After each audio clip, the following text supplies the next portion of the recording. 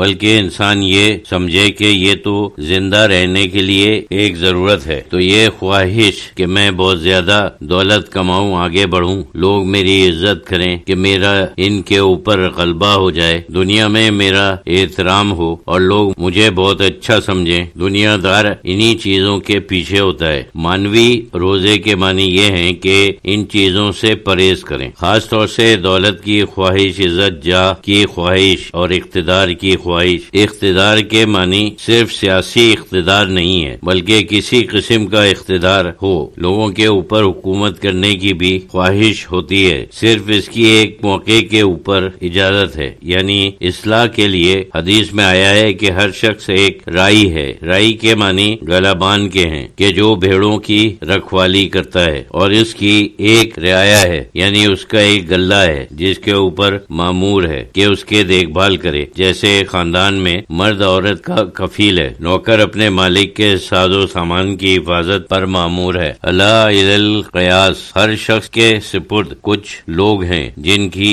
اصلاح اور دیکھ بھال کے وہ ذمہ دار ہیں، وہ جائز حکومت ہے،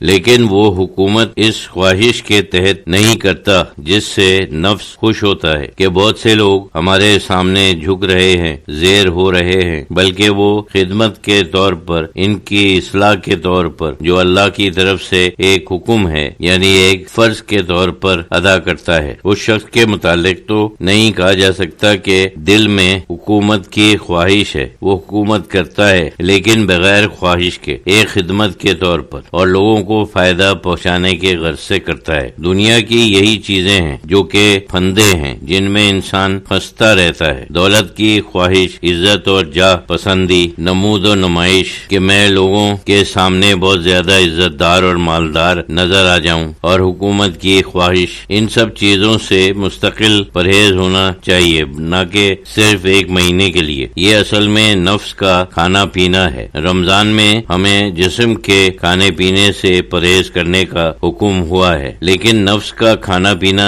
یہی چیزیں ہوتی ہیں، یعنی حرص و ہوس، خود بینی، خود پسندی، دوسروں کے اوپر تحکم اور جبر، اور بھی بہت سے مظالم اور بے انصافیاں ہیں جو اخلاقی خرابیاں ہیں۔ حرص اور تحکم نفس کی غذا ہے جس سے ہر روز پرہیز، یعنی انسان کا مستقل روزہ ہونا چاہیے۔ اس سلسلے میں اس کو صائم دہر ہونا چاہیے۔ صائم دہر وہ لوگ ہیں جو ہر وقت روزہ رکھتے ہیں۔ ہر چیز میں ایک مانوی پہلو ہوتا ہے، اس مانوی پہلو کو کبھی فراموش نہیں کرنا چاہیے۔ صرف ظاہری ارکان ادا کرنے کے اوپر اکتفا نہیں کرنا چاہیے۔ جو صوفی شعرا گزرے ہیں، عربی کے بھی اور فارسی کے بھی، وہ اس قسم کی باتیں کرتے ہیں جس سے ظاہر ہوتا ہے کہ وہ شریعت سے روگردانی کر رہے ہیں یا کچھ لاپرواہی کر رہے ہیں، لیکن ان کا مقصد یہ نہیں ہے۔ جیسے وہ کہتے ہیں کہ ہمیں طواف کرنے کی کیا ضرورت ہے، اپنے محبوب کو دیکھنا ہی ہمارے لیے کعبہ ہے، ہمارے لیے طواف اور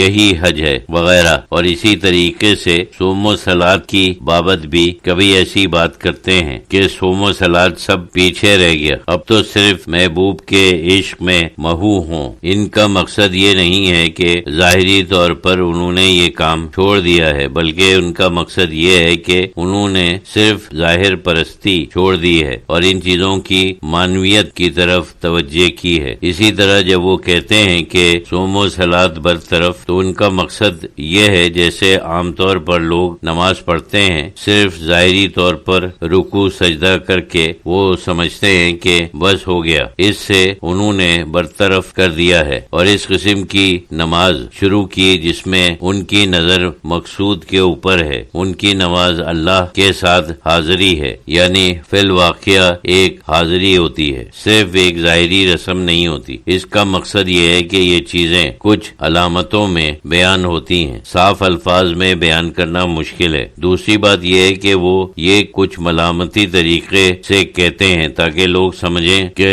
ہم غیر شرعی ہیں یا بادہ خوار ہیں، یعنی شراب پینے والے ہیں، اور اپنے اوپر اس طرح پردہ ڈالتے ہیں۔ زاہدین انہیں خلاف شرع اور دین کے لحاظ سے فسادی لوگ سمجھیں گے، وہ اپنے مسلک کے اوپر رہیں گے اور کوئی ان کی تعریف نہیں کرے گا۔ تعریف سے بچنے کے لیے اور اپنے اصل حال پر پردہ ڈالنے کے لیے وہ اس قسم کی باتیں کرتے ہیں۔